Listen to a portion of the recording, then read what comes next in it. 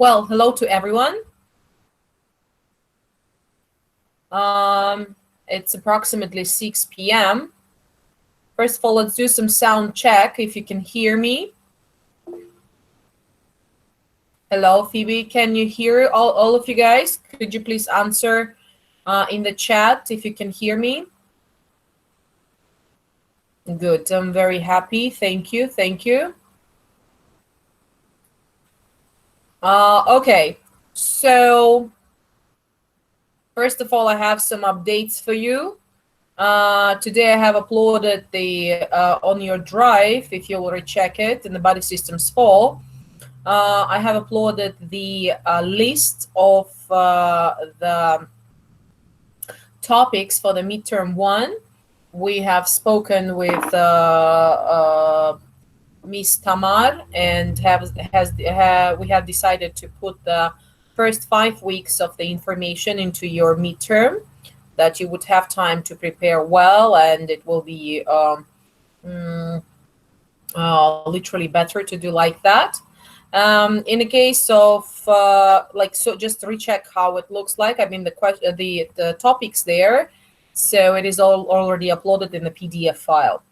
The second thing, I have also added some some videos on the portal for the anatomy part, which I want to talk more today about, and maybe go through some questions which will be useful for you for your midterm, because mainly that's why we have a tutorial to cover some parts that will be very useful for the midterm examinations as well as the final. I will start to share my screen with you, and I want to talk about the several things. I have uploaded part of the anatomy of approximately the whole GI tract, but without the associated organs. So let me first open one of the presentations that I want to talk today about, and share with you my screen.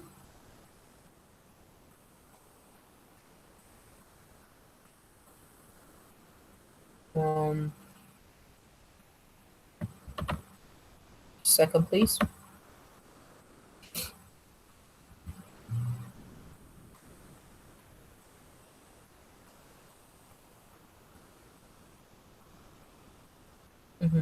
Yeah, here it is. Both of these presentations, which are important for us.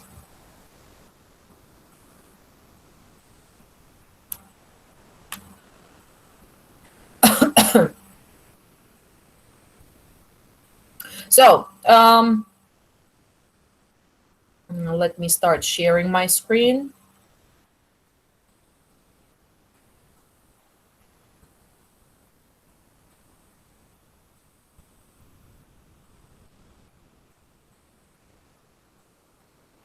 I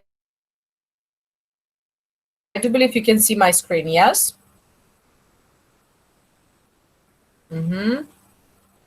So here I do have a third part, but I would like to open the other one also, the second one. Why it's not seen, I don't know. Okay, it's here.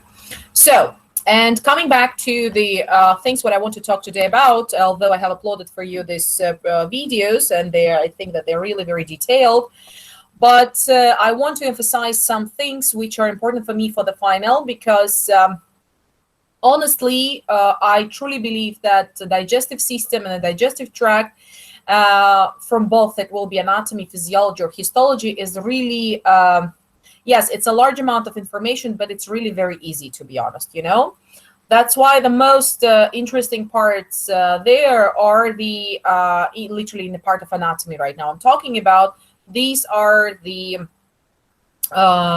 particular anatomical references to the vertebral column levels, to the blood supply, to the innervation. So here, as you are now in a Body Systems 4, I want to see that you can integrate the information about what you have already studied in the Body Systems previously, and here, like, this information with the blood supply, with the innervation, with some structures here, should be already very, very logical for you. So as a result, just a second, please. Yes. Let's continue. And here you see the very first portion. Oh, sorry, not this one, this one. So which starts with a part of the pharynx. So let me put it like that, that I could see you guys. So if you have any questions, so I would see it directly. Okay. And here is interesting part about the pharynx is that we need to understand what is this first of all. That this is literally a space which is localized posteriorly to the part of the oral cavity and the nasal cavity. That's why, for example, when you will see the portion of the just a second, let's make it, let's simply Google and so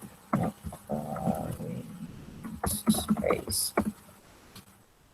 So here we do have a part of the anatomical spaces simply. And on the previous lecture, it was, on the previous video, it was explained the part of how it looks like itself, the part of the oral cavity. So it's clear that the next region where the passage of the food from the oral cavity should be entering, this is this cavity. Do you see how it looks like? So this is particularly what we call the pharynx. And particularly what you see here, that it is opening to the nasal region, it is opening to the oral region, and even it is opening to the laryngeal part, as you can see here. So as a result, when we compare the structures, you can see that this particular region of the pharynx is like a connective area, you know, so to distribute the air or the food and so on to the different destinations. Like imagine simply for I don't know, imagine, for example, the airport, yes? When the different people are entering from different entrances, and when the all of them are after like passing the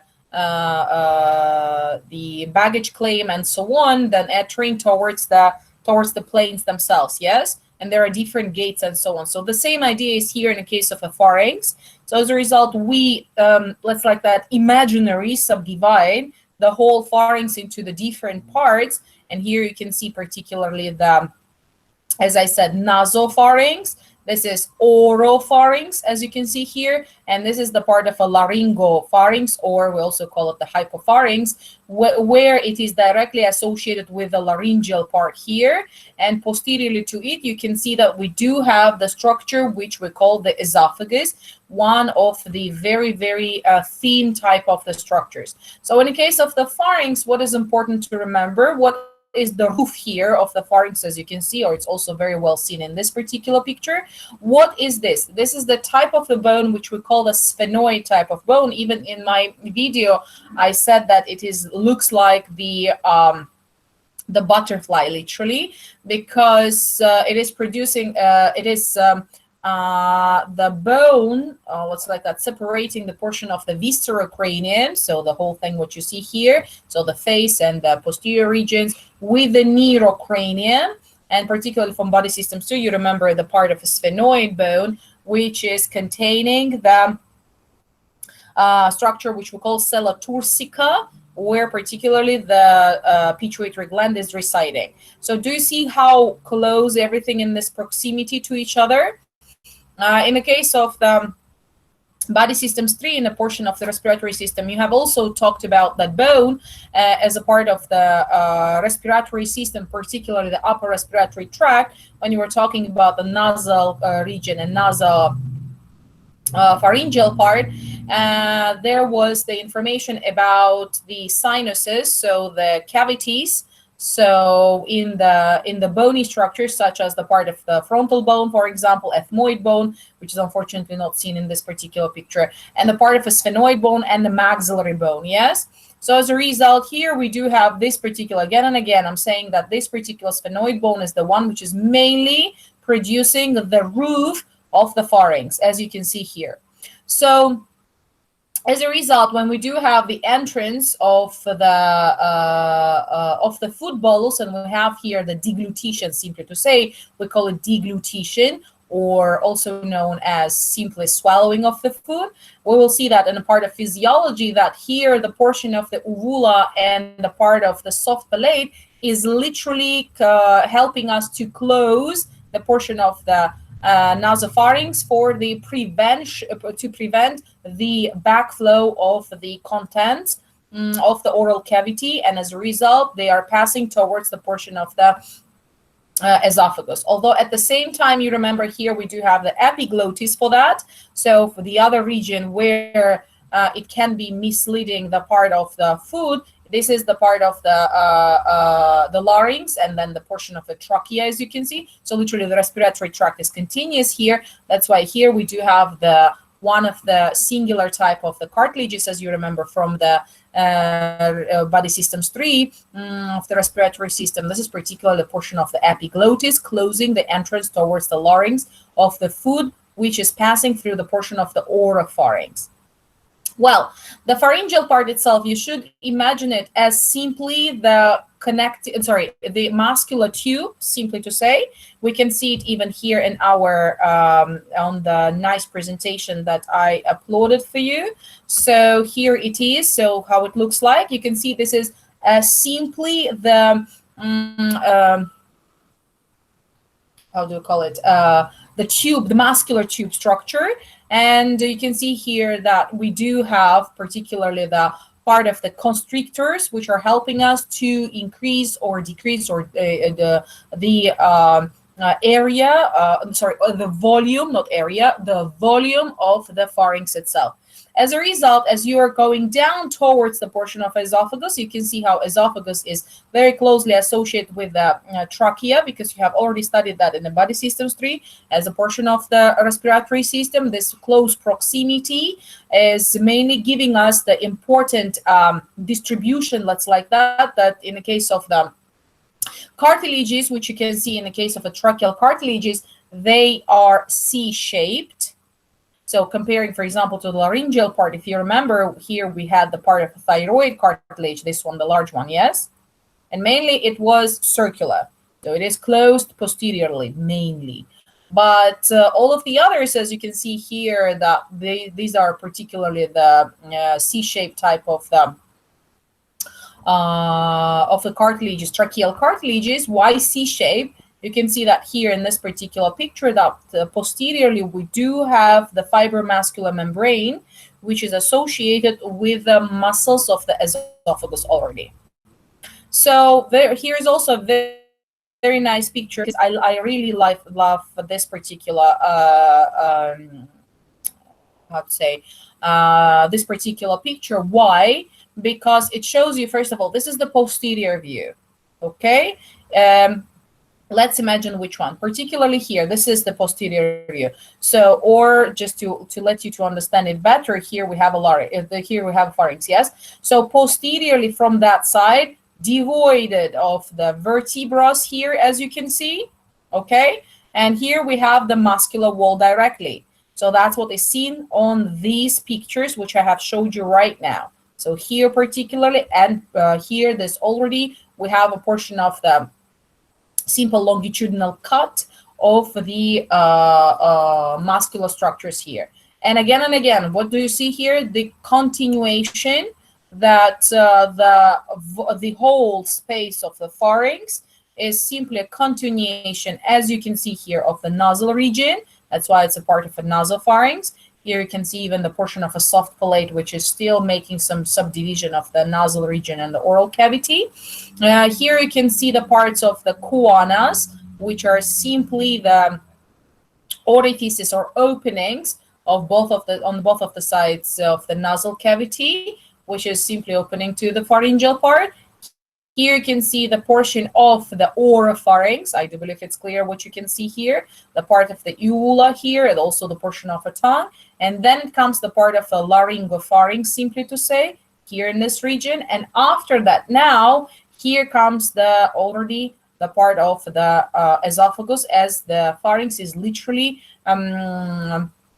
continued by the esophagus. So what is interesting also here is particularly what is the connection in this case. So particularly here we do have, we call it the pharyngoesophageal junction, as you can see. And this pharyngoesophageal junction, to be honest, is one of the narrowest parts. And why? Let's see now.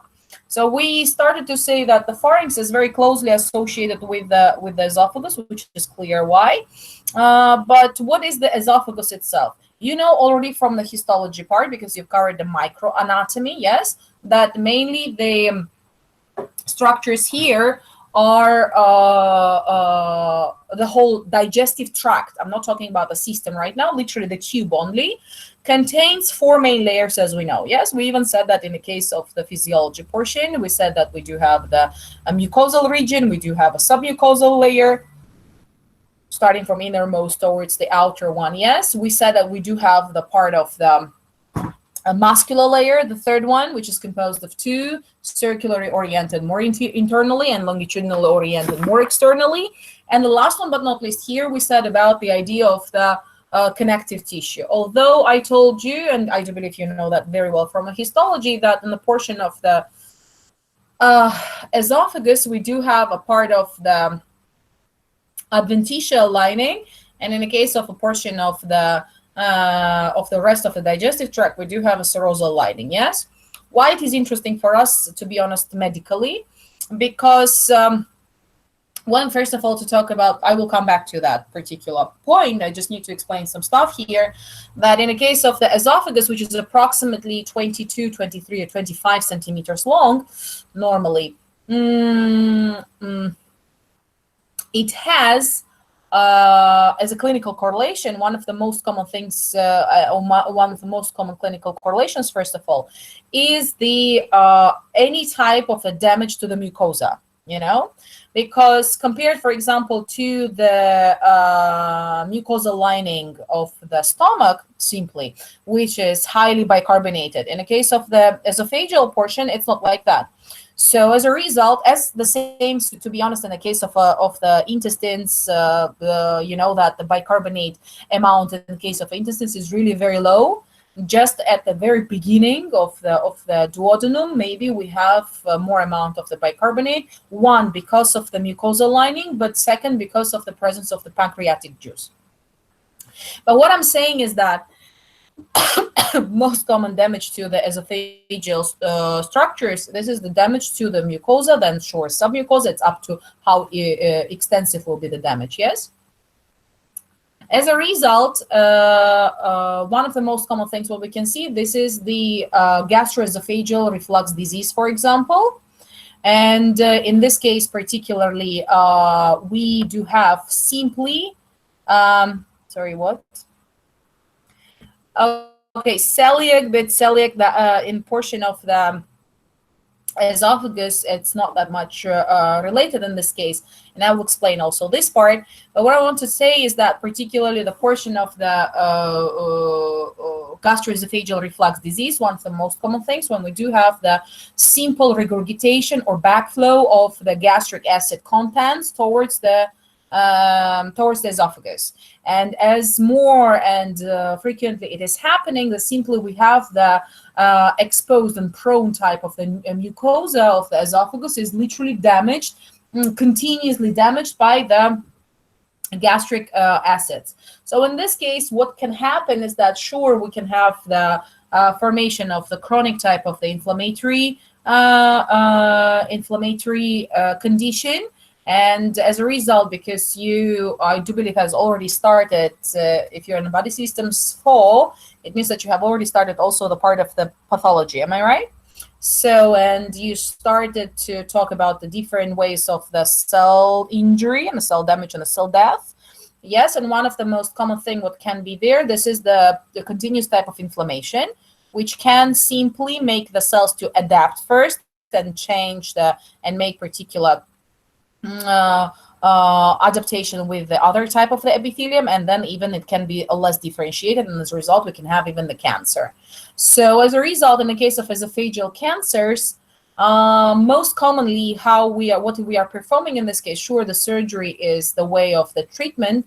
And the interesting thing that according to the guidelines, I'm now coming to the idea of the esophagus anatomy, and according to the guidelines, that whatever we are having the part of the cancerous formation, we need to eradicate not only itself the the cancerous part of it, but also we are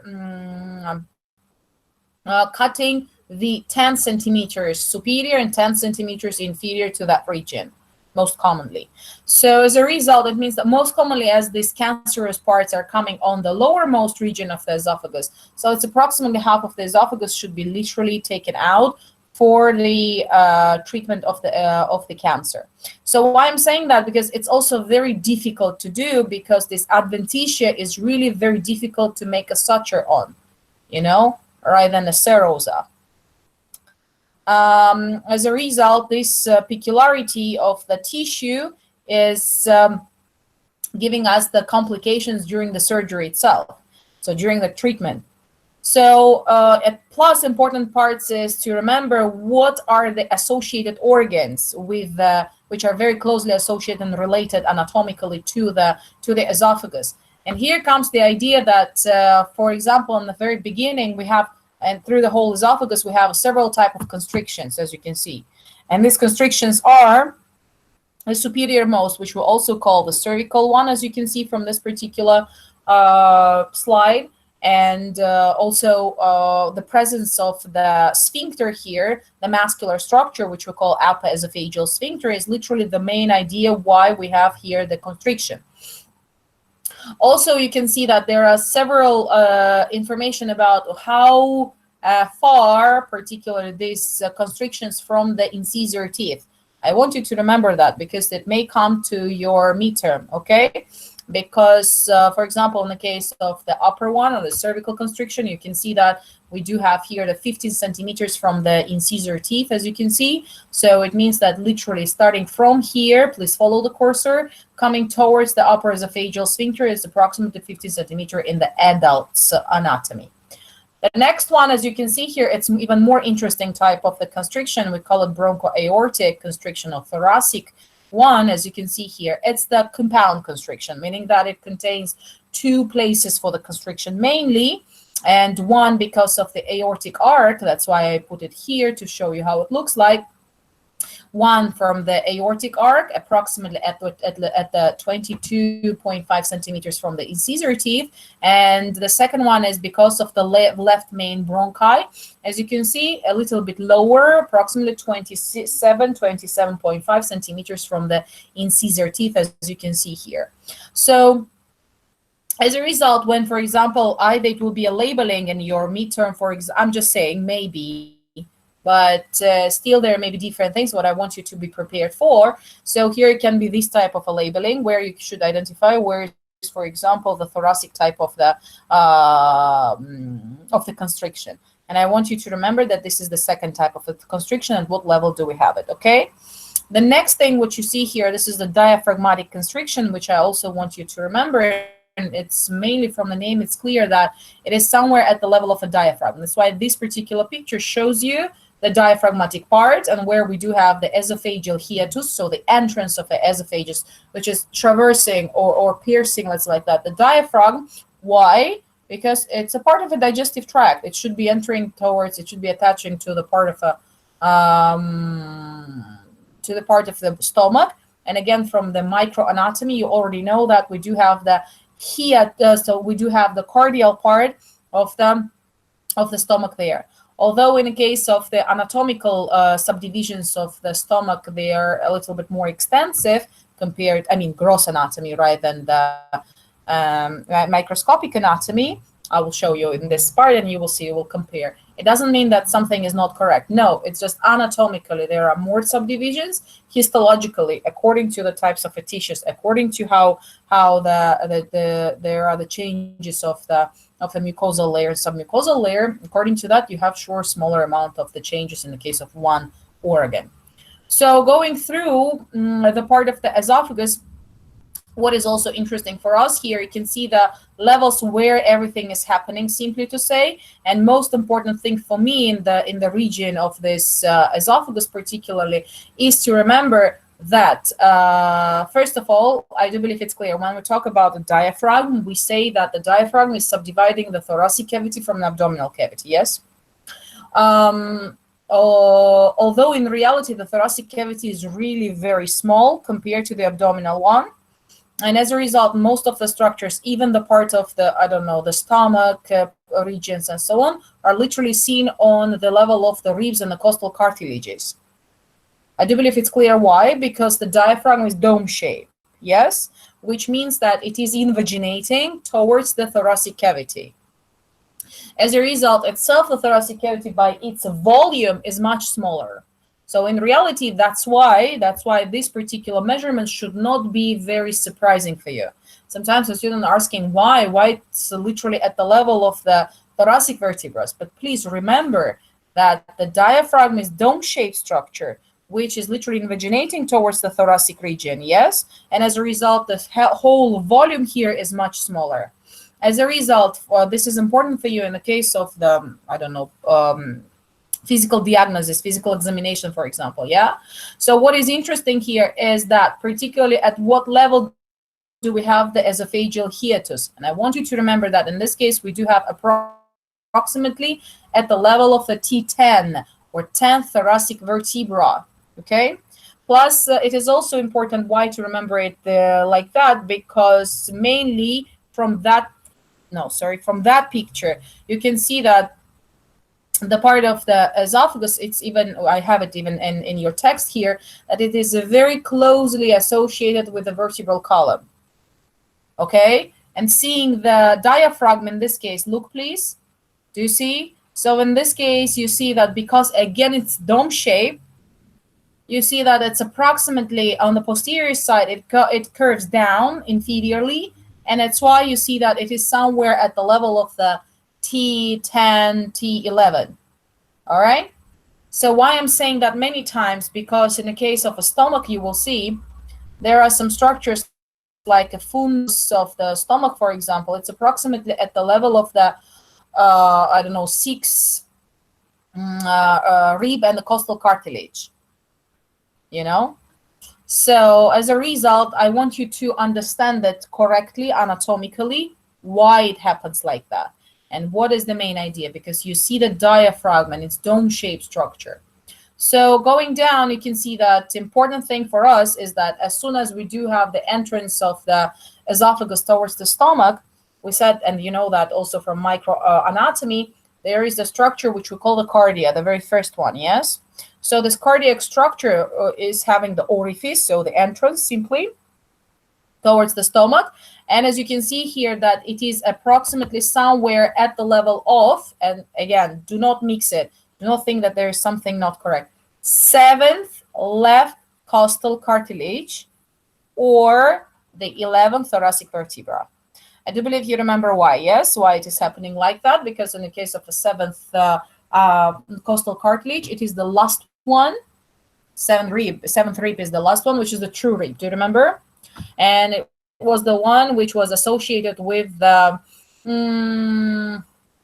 it was attached to the sternum at the level of the xiphi-sternal angle, as you remember. And as a result, it is literally ascending, like, and as a result, if it is, maybe it is the 7th costal cartilage, but it's the 11th thoracic vertebra from the other side. So that's why I want you to remember this, because it will come on the exam for sure. And this particular relations, anatomical relations, are very important for me, not only for me, because it will be simply asked in the other types of exams for the residency and so on. What is also interesting here, yes, this is the part of the franco-esophageal ligament, as you can see, that if we talked about the passage of the esophagus through the diaphragm, I do believe it's clear that something should be still reinforcing this this passage. So in this case, we do have particularly this type of a ligament. And what is interesting here, it still doesn't mean that it is limiting any type of movement. No, we still have a sliding movement and so on, because you know that diaphragm is not always a dome shape, yes? Because it is flattening in a case of inspiration and vice versa, becoming again dome shaped in the case of expiration from the respiratory system, if you remember from body systems 3, yes? So as a result, but still anatomically, you can see that we do have this phrenicoesophageal ligament, which is literally helping us to reinforce this passage of the esophagus through the piercing the diaphragm and going through it. And as a result, I want you to remember also this anatomical structure, because most commonly it is a very small one and no one is thinking what's like that about it. But this is one of the things where we can have the one of the common clinical correlations, such as hiatal hernia, when we do have the herniation through this passage of the parts of the stomach, even towards the thoracic cavity, when we have a weakening of the diaphragmatic hiatus, and as a result, the phrenoesophageal ligament. I said that mainly main idea of the connection at the inferior most constriction of the esophagus and the stomach as the region of the cardia. I do have here a nice schematical representation of the parts of the stomach, and you have already seen that in the case of the histology, particularly the microanatomy, but still let's go through it anatomically also, grossly. So you can see the part of a cardiac region here, or cardia. You can see the part of the fundus, where mainly we have it can be distended by the presence of the gases, for example, and sometimes when the stomach is full, is literally we can have there even the part of the fluids and some food. The biggest portion of the body here, and as well as we do have a part of the pylorus with we simply call it the funnel-shaped structure, which you can see very well here. And as a result, the part of the widest region of this funnel is literally represented by the antrum, as you can see. And then we do have a part of the pyloric canal, which is much narrower. And here particularly, we do have the portion of the pyloric sphincter. If you remember, when we're talking about the motility, for example, and when we're talking about the passage of the gastric contents towards the small intestine, yes, we were talking also about reflexes, as well as the different types of hormones, which are either blocking or activating, particularly the movement or of the or motility of the stomach. Do you remember that? So as a result, particularly in this case, the part of the pyloric sphincter is mainly was dependent on the this opening is very much dependent on the presence of the gastric contents. So when we do have the part of the intragastric pressure, because of a large amount of the contents, is literally overwhelming or over how to say is simply much higher, right, than, for example, itself the resistance of the pylorus. Sure, it will be simply opening, and as a result, some bolus of this contents will be entering towards the duodenum. But that's not the main idea for now, because we're going through the anatomy part, right, and the physiology, but it's literally very much connected to each other. So what is interesting in the case of a stomach grossly is that you can see, first of all, when the stomach is literally very empty, then it is not very distended, to be honest. You know, it's not this what you see right now is very schematical representation, because in reality it is really when it is empty, it is not wider than, for example, a large intestine even, you know. So but it has the it's flattened. That's true. It's not distended, simply to say.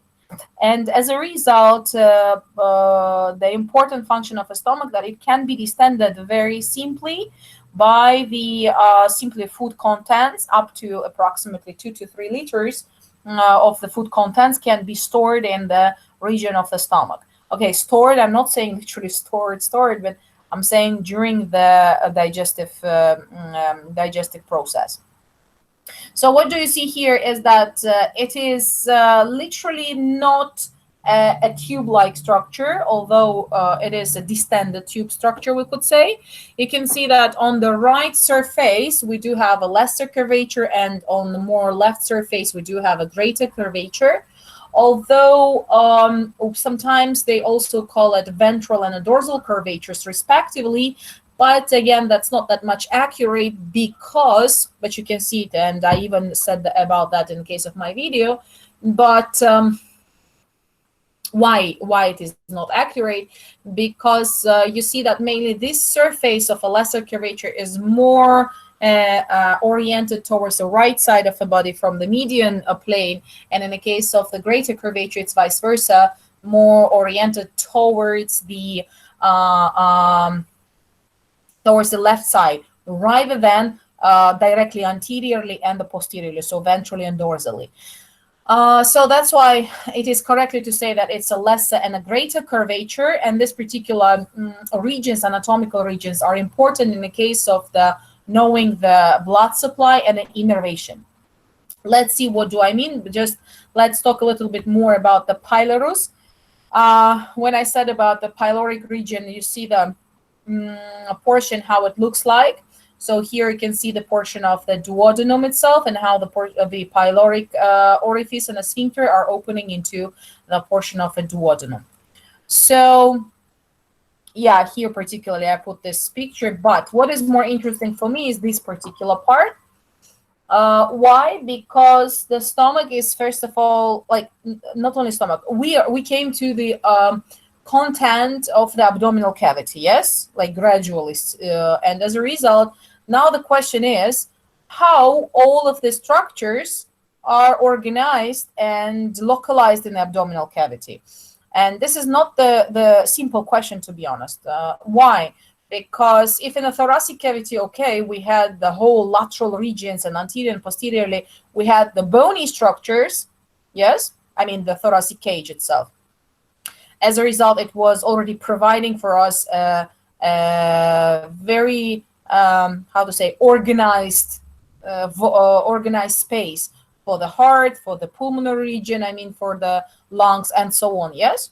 In the case of abdomen, it's not like that, because in the case of the abdomen, the main idea what we have, it will be anterolateral or even posterolateral portions of the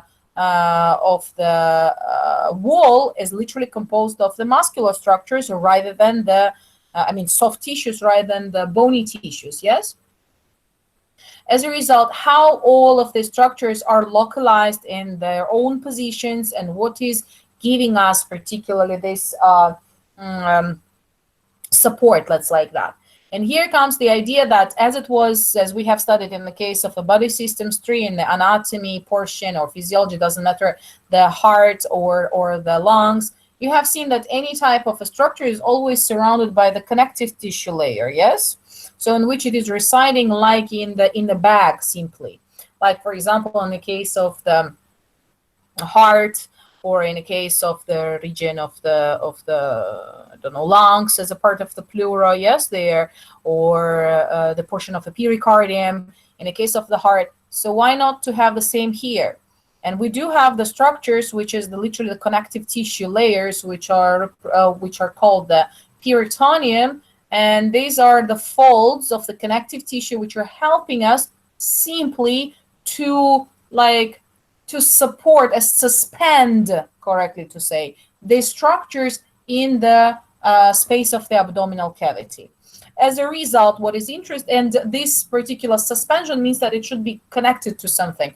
Most commonly, it is mainly associated with the posterior abdominal wall, and that's from where we do have these foldings of the peritoneum to cover most of the structures in the abdominal cavity. But it doesn't mean that all of them, or not all of them, are covered. But when we're talking about the stomach itself, yes, you can see that it is covered by the peritoneal folds. An interesting thing, what it does, you can see that, first of all, what does it mean fold? I want you to understand. Let me show you one picture here, okay?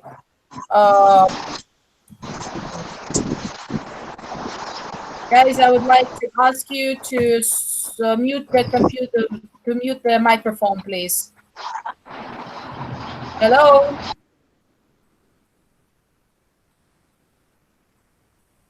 So that's what we can see particularly here. Here was a nice picture which I found for you, even for our lecture. Oh, here it is. For example, I'm saying, do you see?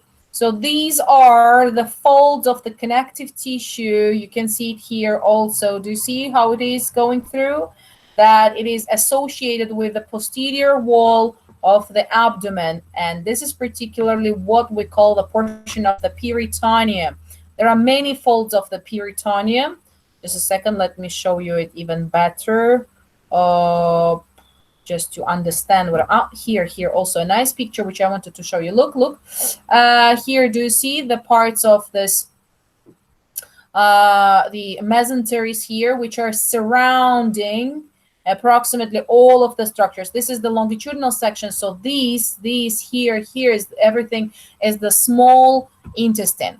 So as a result, the all of the structures mainly are covered by these particular foldings. So as a result, or here is the very good example of the real type of the mesentery, which is covering, for example, the small intestine in this case simply, and or here as the schematical representation of the same thing. So why I'm saying this, because in the case of a stomach, you see that it's also surrounded by the same type of the layers of a connective tissue. And why I was showing you, because I want you to understand that this is like a double layer, you know, which is surrounding, you imagine like double layers surrounding the whole stomach here. And as a result, at the beginning where it is attached to the posterior abdominal wall, this is the portion of the lesser omentum, which is simply these two layers of the peritoneum. And then after surrounding the whole stomach, you see that they again meet each other at the region of the greater curvature and continue with formation of the greater omentum. So which is containing the vessels, the blood vessels, as well as some innervation, and also the portion of the, as you can see, the portion of the fatty tissue. So why I'm saying that, because particularly here in the at the lesser curvature and the greater curvature, we have two structures which are a part of this peritoneum. Okay, it's not something from somewhere taken. No, it's a part of this foldings. That's what I want you to understand. And here, this foldings, that's what we call the lesser omentum and the greater omentum. Okay, so in the case of a lesser omentum, you can see that we have even the compositional parts, because when we talk about the duodenum, by the way, compared to the part of other portions of a small intestine, you will see that here we don't have literally the whole coverage of the peritoneum. You know, it's more retroperitoneally localized. It is just covering the anterior surface of the duodenum. That's why here you can see that we do have two types of a large ligaments, which are literally composing this lesser omentum, or vice versa. We can say lesser omentum is composed of these two parts. And one of it, as you can see here, this is the hepatoduodenal type of a ligament. And the second one, please follow the cursor, this is the hepatogastric type of a ligament. So these are two structures which are attaching the less curvature of the stomach, as well as the first part of the superior part of the duodenum to the abdominal wall.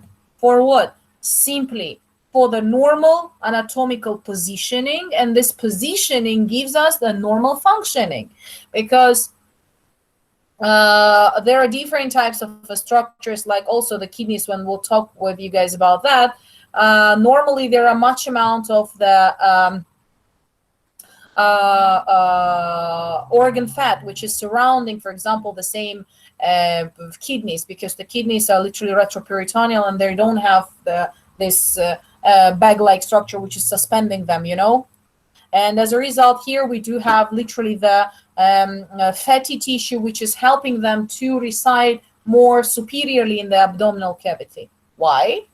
Because their main function is to produce the urine, and the passage of the urine towards the urinary bladder should be according to the gravity, simply to say, yes.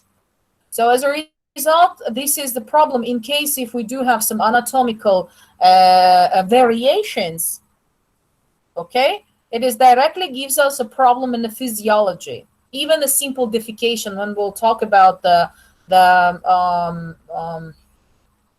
large intestine, where we can have some anatomical variations in the length of the large intestine, already gives us some problems with the defecation and so on.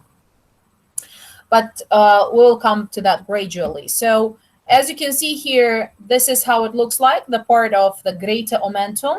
That's a very nice picture, to be honest, showing you the greater omentum, how it comes from the greater curvature. And here comes interesting part. This is a very nice picture, to be honest, which I found in very different book. So what are they showing you? Even on my during my video, I identified how to understand it. Don't think that it's a cross section and superior view, because then the stomach will be on the right side, which is impossible, yeah? And the part of a liver will be on the left side.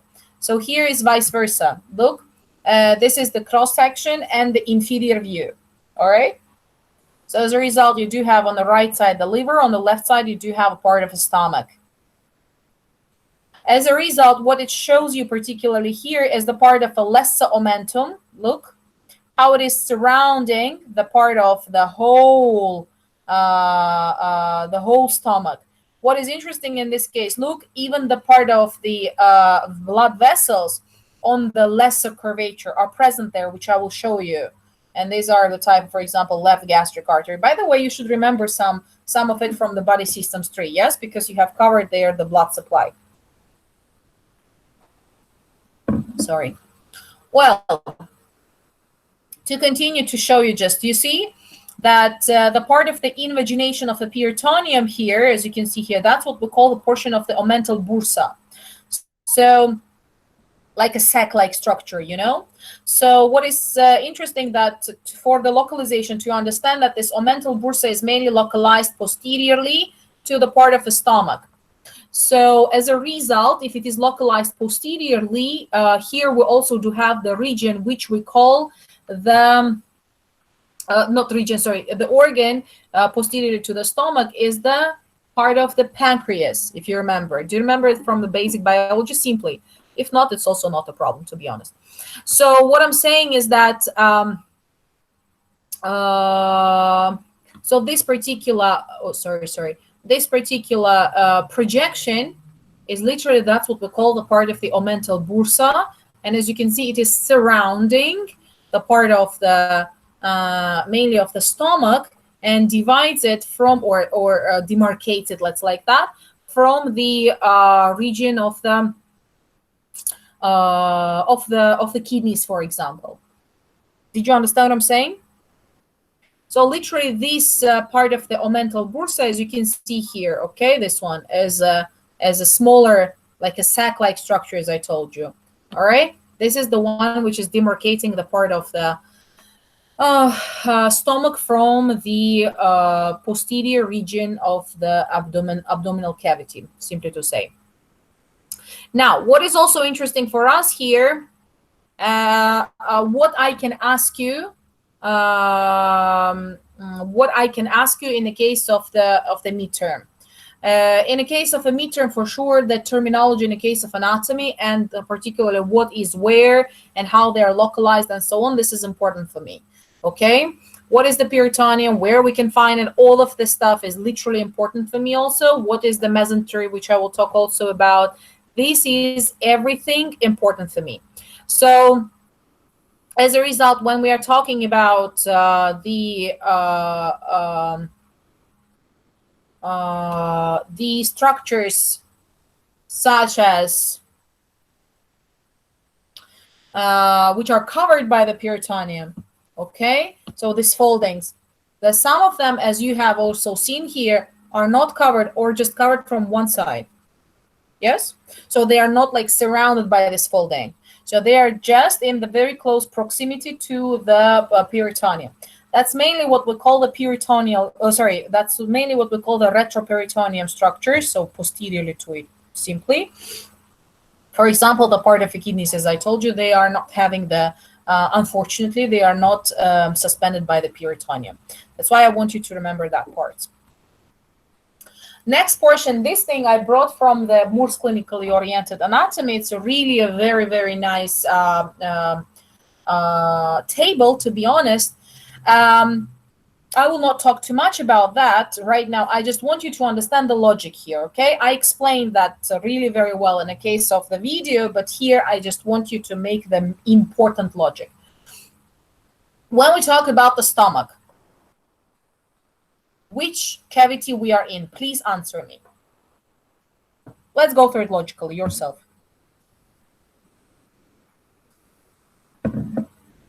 Thank you, Mohammed. Thank you, Lawson. Thank you, Mustafa. That's true. We are in abdominal cavity. So where should we get the blood supply from in the abdominal cavity? The main source of it, the main pipe, let's like that. Thank you again. That's true. This is abdominal aorta. Now, in the case of abdominal aorta, what are the branches that we can remember from the abdominal aorta? No, simply subdivide them according to the surfaces. Yeah? Yeah, many of them. Thank you. You're going through many of them. That's nice, but let's make it more logical. You have a large blood vessel, okay? So as a result, how you can subdivide this particular blood supply? That's true according to the embryological development. I agree with you. But before that, that's the idea. So imagine that the whole aorta, it's the how do we call it? A pipe, yes? Like a cylindrical pipe. As a result, and on the anterior surface of it, simply, we will have the branches. On the lateral surfaces, we will have branches. On the posterior surfaces, we will have branches. Am I right? So in the case of the anterior surfaces, or anterior surface, sorry, we'll have what type of branches, guys? Unpaired. That's true. Unpaired. And there are three main types of the unpaired branches. And these are celiac trunk. Thank you very much, guys. This is the SMA, so superior mesenteric artery. And this is inferior mesenteric artery. Thank you, Mohammed. So as a result, when we are saying about these blood vessels, simply, we already identify what can be the blood supply of the stomach, yeah? Mainly, it is the part of the celiac trunk. That's true, Jad. Thank you so much. So as a result, anterior surface of the aorta having the or unpaired type of the branches will be giving us the blood supply to the stomach, and not only to most of the parts of the GI tract, to be honest, where particularly our colleagues told us about even the subdivision of a portion of the subdivision of the whole GI tract according to the embryonic development. Yeah. Okay. So what do we have? What do we know about the celiac trunk? What do we remember? What types of the subdivisions we have there? Simply, there are three main types of the branches. That's true. There are three main types of branches, such as what you can see. The largest one that you can see right now in front of you. This is particularly the splenic artery. Yes. Why splenic? I do believe it's clear because its final destination is to the blood supply of the whole spleen. That's why it's a splenic artery. The second one, which is also not very small, this is the part of a common hepatic artery, yes, or hepatic artery, they also say. And the last one, but not least, but much smaller, this is the left gastric artery. So there are three, that's true, there are three types of the branches of a celiac trunk. And most interesting that the thing that three of them are giving rise to the blood supply of the stomach from all of the sides. How that happens? In the case of the left gastric artery, I do believe it's the clearest thing, yes? Because you see here that the left gastric artery, as soon as it originates from a celiac one, what it does, celiac trunk, what it does, it starts to ascend towards the portion of esophagus. So ascending towards the, that's true, ascend towards the esophagus. and even gives rise to the esophageal branches, which are supplying the, I don't know, distal 1/3 of the esophagus even, yeah? But at the same time, as soon as it gives the esophageal branches, it starts to turn inferiorly and now passes along the lesser curvature, as you can see here, giving rise to the blood supply of the lesser curvature of the stomach. Here from this picture, it's very well seen that the left gastric artery is anastomosing with the other artery. So what is this artery? Logically, to understand it, it should be the right gastric one, yes? Although the right gastric one is not the direct branch from the celiac trunk. What about the branch of the right gastric artery? That's true. So forming the part of the common hepatic, you remember, gives us the part of the hepatic proper, which then subdivides into two parts, as you remember, right and left for the liver lobes. And also it gives rise to the type of the blood vessels, such as, for example, the gastroduodenal artery, yeah? But the hepatic artery proper gives rise to the right gastric artery. That's what you can see particularly here. And as a result, on the lesser curvature, you can see the anastomosis of two gastric arteries. One is left directly from the celiac trunk, and one is right indirectly from the celiac trunk through the hepatic artery, as you remember. That's good. What about the part of a splenic artery? What do you remember about it? We know that there are many different types of the branches, yes? So as this largest type of the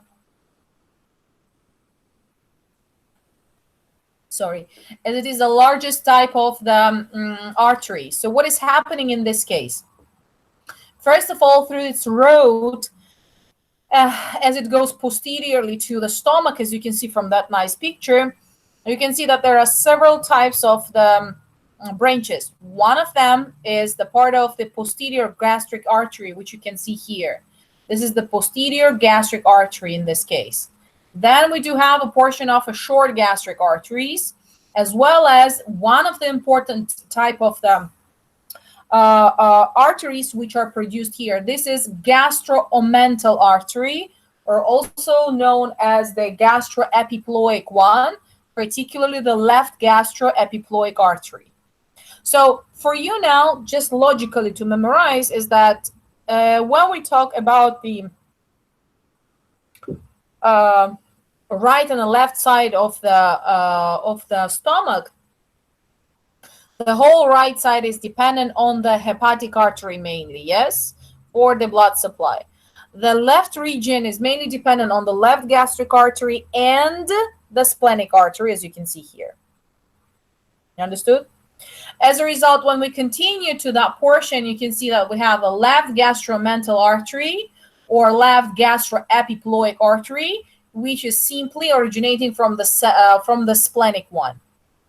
So again, we have here some anastomosis. And what is about this anastomosis? Where they come from and what it is anastomosing with, simply. And here in this case, we do have a part of the right gastro-omental artery. Yes, and normally it is the continuation of the gastroduodenal from the common hepatic one, as you can see. One of its branches, to be honest, and as a result, or the same name, right gastroepiploic artery, whatever you can find in the textbooks, it's the same. So as a result, we do have here also anastomosis. So you see, from all of the sides, the stomach has simply the blood supply. From the posterior region, we have the whole posterior gastric artery, as well as for the fundus, by the way, here, we have even short gastric arteries. Saying about the arteries, the same happens for the venous drainage here. I do believe it's clear for everyone, yeah? Because all of the veins, the large veins, are always parallel to the arterial blood supply. But the important thing here is that because it's the gastrointestinal tract, you remember very well that in the case of gastrointestinal tract, we do have the passage of the blood where? Towards the portal circulation. Thank you, Jad. That's true. Why portal circulation? I do believe it's clear very well, yeah? So because in this case, the idea here is that the whole blood which is passing through the venous drainage, I mean, of the digestive system, as well as even the spleen portion, as you can see here, yes, it contains the absorbed materials. And the absorbed materials are the ones which can be simply either pathogenous or can be simply the poisonous. So at the beginning, we do have a filter for that particular, for prevention of any type of the damage. And only after that, through the portal circulation. Why we call it portal? You remember we haven't talked about that, I do believe, or if not, I will say it right now. So we said a portal is literally means like a door. Normally, every and each of the organ.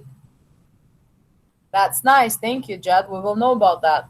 So the every and each organ is literally having its separate arterial blood supply as well as venous drainage, as you know from body systems 3. Yes. So the veins which are draining the